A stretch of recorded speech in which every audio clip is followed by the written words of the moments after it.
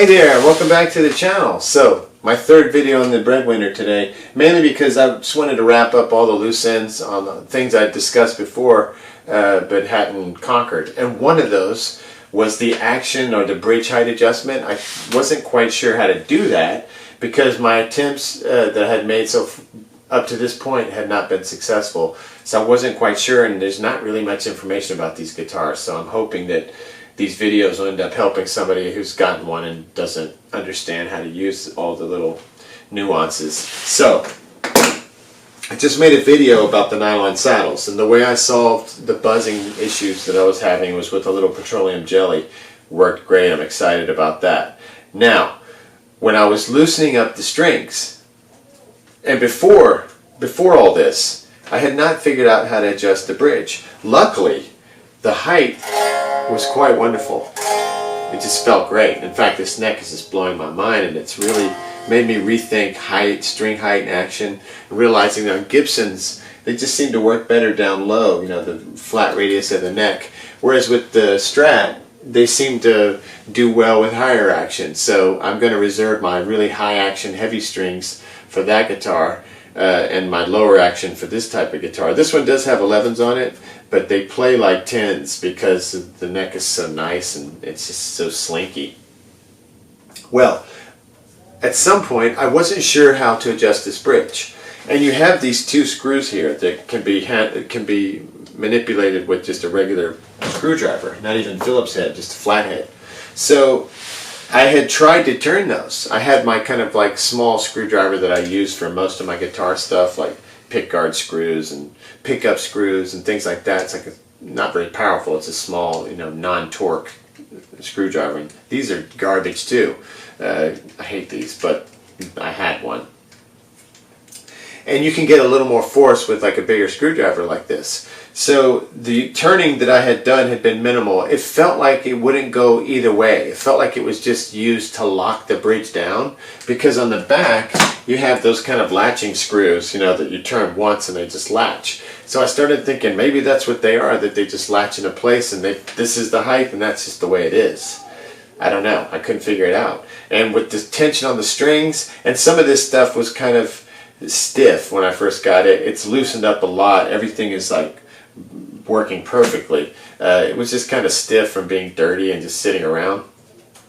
So I had tried to turn these screws with the sort of low torque screwdriver, the computer electronic screwdriver, and I think I had gotten it to move a little bit, but it felt like it was just locking into place, not going far one way or going far the other way.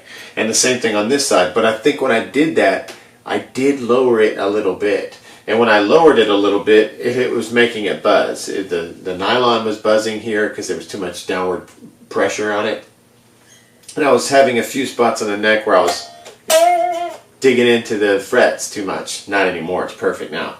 So when I had loosened the strings to work on the saddles, to lubricate the saddles, because that was another little issue I was having, I noticed that as soon as the strings came off, the front of the bridge right here, sort of like a ramp, it lifted up when it was relaxed. So when you have the strings pulling it, it's straight down like this, like picture this being the bridge. Now remove the string tension, the bridge goes like this. It sort of just pops back and relaxes in the front.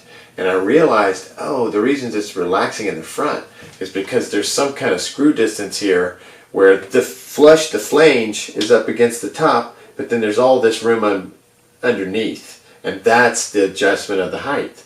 So with it loose, with no strings on it, I took a better screwdriver, and after a little bit of turning, I could feel the whole thing loosen up. I need to get some like 3-in-1 oil down into the studs, and just because I think it was just tight metal from years of just sitting, you know.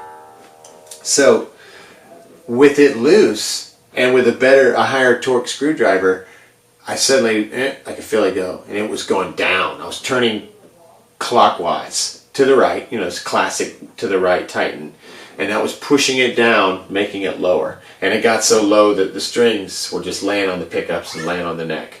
I was like, this is how you adjust the Ovation Breadwinner bridge. It's pretty simple. Just like the intonation is simple screws, bridge adjustment, simple screws. Granted, you only have 2-point adjustment, It's not like a Fender, I mean a Strat, where you can do each side of each string. But it intonates perfectly, and the action is perfect. So I don't think the 2-point part of it is holding back its effectiveness in any way. So I then back the screws up counterclockwise, like bringing them out of the guitar. And that's the height I ended up on. I didn't want to go too high because it was so perfect. And it's probably higher than average for some people on these types of guitars. I know guys get like really low action. And I don't think this is like that. But it's sure as heck a lot lower than my Strat, which I'm nuts with the Strat. The Strat for me has to be high or it just doesn't sound right. It like sounds like it's dragging on metal. And I just really like that piano tone. I just really hear that fretboard, you know. So I'm nuts with how, I don't know if you can tell, it's like crazy high. It's like Stevie Ray Vaughan high. It's almost pretty much as high as it can get. But it plays great. This one plays great low, and that's the way I'm going to keep it. And it just feels like it should be low. It doesn't feel like it should be high like a Strat. It feels like it should be like a Les Paul. So that's what I'm doing. I'm not going to try to dictate to guitars what works on one. I'm not going to try to force it onto another. So, bridge height. 2 simple screws, and if you're having problems getting them, just maybe a little oil down, like just right on top of it to drop down. I haven't tried that yet because mine are turning. But and also try turning them without tension, which is tricky because you have to retension the strings to see the height. But you could ballpark it in with them loose, bring them to tune, bring in a pitch, make sure everything's okay, and then make an adjustment after that. I mean, none of this stuff is fast. Anytime you're doing this stuff, it's going to take a minute anyway. But I find this to be awesome. And there's a good chance that, and I did notice with it at full tension that I was able to adjust it. I just get nervous about manhandling this guitar, and I didn't want to mess the height up. But I had mentioned in many of the videos that I did not know how to adjust the bridge height yet. Now I do, and I just wanted to pass that along to you. It's very simple, way easier than I thought it was, and just quite self-explanatory and very, very effective. All right, so that's how you know how I feel about this guitar. I think it was a very innovative pioneer with some of this stuff. I mean, it's like amazing, and it just really didn't get its due. The whole company is like that. It's like they just don't get their due. You could buy all of the classic solid body Ovations, a Viper, a UK2, the Preacher, the Deacon, the Breadwinner. I'm trying to think if I missed one. There's a VXT, I think, that came out in 2007. It's called the Viper also, but it's different because it has a piezo pickup, so you can do like the acoustic guitar thing. It looks awesome. It'd be an incredible guitar. It's just like different, you know, something different. Give you some different sounds that are not Fender or Gibson or, you know, insert favorite brand. All right. As you can tell, I'm an evangelist for this thing now. Next time.